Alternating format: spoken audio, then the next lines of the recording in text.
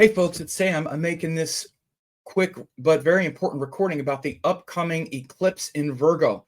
You see here these charts. I'm going to break this down and what it means, but I'll tell you what it means just not to bury the lead. It means that you're already being greatly influenced by the upcoming eclipse. We're in this window here where this blue window says we're experiencing about 66 to 75, 80, 90% of the eclipse over the next month or two. And this is what's happening now. I'm going to break that down and explain it to you in this video. But I also have, if you want me to look at your chart and, break some things down for you about your karmic story relative to the lunar nodes, if you haven't had me do this before, and especially focus it toward this eclipse that we're having now, this eclipse in Virgo, you could do that. I even have a special that I'm going to be talking about here. But the big story is I'm going to be talking about how this upcoming eclipse is already really in full effect since the last new moon and what it means to you. Please like the video. Clicking like helps a lot more than you know. It pushes the video higher in relevant video searches. Also, please leave a nice comment. Comments also help more than you know as it raises the video in searches. Many times with hundreds of likes, there are only a dozen comments and they can be disproportionately negative. So be positive. Let me know if you like this. Even just a few words really helps. So subscribe, ring the bell to get notified of upcoming videos. Indeed, please do that. So as you can see in this chart here, I have a couple things that show this upcoming eclipse. This is October 2nd. This is where the planets will be. We just passed the midpoint between the two eclipses in July. Since then, there's been a waxing effect toward this eclipse. I'm going to explain what all that means by starting with this first slide where it says, typically stated that the effect of an eclipse lasts for 6 months, beginning from the eclipse day, but I don't think that's the case. In fact, it's more correct to see it as a waxing and waning. 3 months before the next eclipse, the effect waxes, then it wanes after, then waxes toward the next one. So I represented that rather than having this kind of, again, this sort of yin-yang where it's 100% on. So that would be the eclipse in April that happened in Pisces would be 100% then, and then it slowly waxes to where it's 0. You could say that this eclipse has that much effect, but it's more important to see it as a waxing and waning influence of the next eclipse. So instead, what it means is that the previous eclipse was an 100% effect. I think it was April 8th. Then it wanes from there to about 3 months to where it pretty much doesn't have as much effect or no effect anymore, because then the next one starts to wax. It's just like the full moons, right? The moon gets as bright and then it starts to fade, and then the influence of that one dissipates, and then the next one is built. It's exactly like a waxing and waning effect, because the eclipse is based on the sun moving toward the next node, right? So the sun gets closer to the next node as it's moving through the sky. So you see here, after approximately July 2nd, the effect from the previous two eclipses, again, the solar and lunar eclipse, are essentially nil.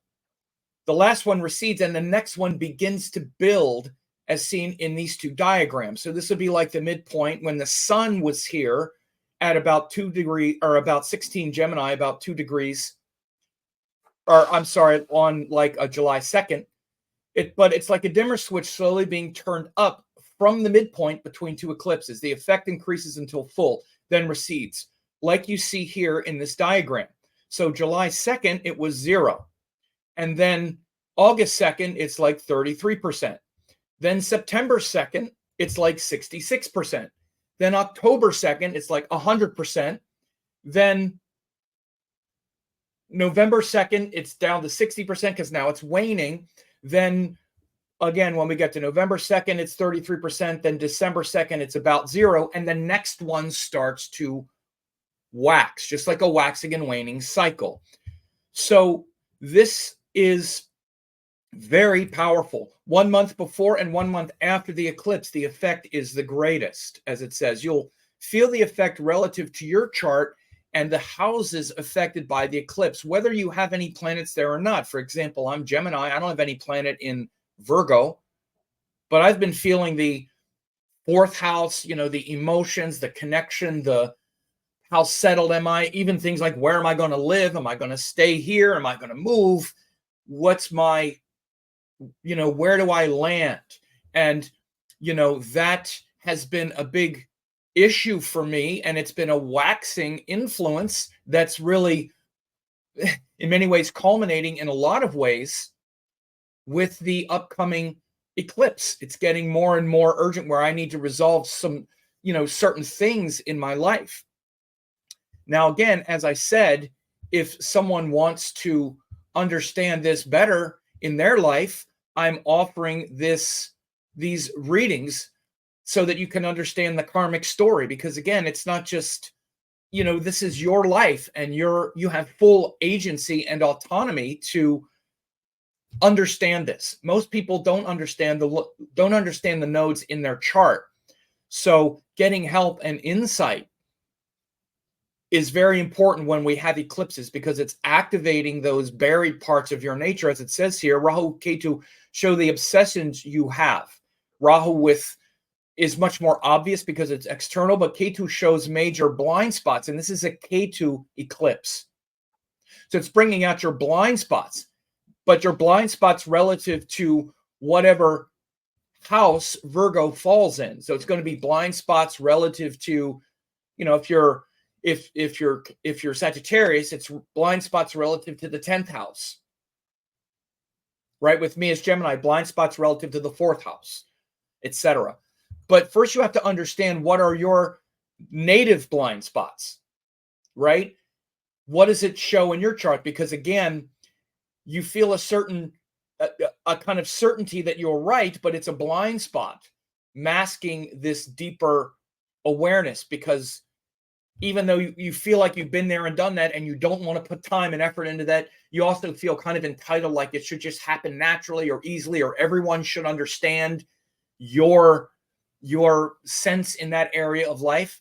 A lot of childhood connections with Ketu. So these Ketu eclipses bring up a lot of childhood confusion and blind spots that came from your childhood, very specifically. Understand this to be the case. So like with me, Ketu is eclipsing the sun in the 4th house that is related to things like mother, home, roots, that kind of thing. It's like, okay, that it's bringing that up, even though I don't have any planets there. Of course, if you have planets there, if you have planets in Virgo, it's going to be even more, right? So then what's Ketu eclipsing for you right now? And again, just in general, but if you want to understand this current Ketu eclipse within the matrix of your chart, then this could be very helpful for you. Because in this reading, you'll learn the nodal connections to planets in your birth chart. It's a full Rahu Ketu lunar node assessment, not just of the eclipse. But of course, that's going to be big right now, is saying, okay, this is why this part of your nature is getting blown up right now. The specific distortion from the planets based on what the planets rule for you, and again, based on gunas, elements, etc. The nodal axis in your chart, the axis of obsession, Raj yogas formed by the nodes, if any, and the current nodal axis where it will be moving, and especially now, which part of this is getting blown up in your life and in your chart now. So again, this is a big thing to understand, and whether you, obviously that's if someone wants to do it, but aside from that, understand that the next 2 months, really, since the last new moon that we just had, September 2nd, we're fully in this eclipse cycle now. Between now and October 2nd, again, which includes the lunar eclipse in a couple weeks, this eclipse effect is fully there. So I just wanted to make this video so you understand this idea and how important and disruptive the eclipses are. By the way, in the USA chart, it's happening in the 11th house of the public, and it's happening right on the natal Saturn of the USA chart. Saturn is, of course, the planet of long-term plans, where we're going, our deeper commitments to each other in public and whatnot. So this is where the eclipse is happening in the USA chart. This is why we're seeing so many confusing disruptions and whatnot. Look at what's happened since July 2nd in the USA chart. Well, Ketu has been going through the 11th house and going over Saturn in the USA chart since then. And look at how this effect is increasing, right? There's even going to be a debate September 10th, which is right near that lunar eclipse, etc. I just use this as an example of, you think this stuff isn't really happening? This is happening whether you know it or not. So if you want to get more insight into it and know your part in it, then take me up on my offer and even use that coupon code. It says 24 special with a capital S, and you can find out how this will also affect you. Thanks for watching. Don't forget to like, comment, share, and subscribe to the channel.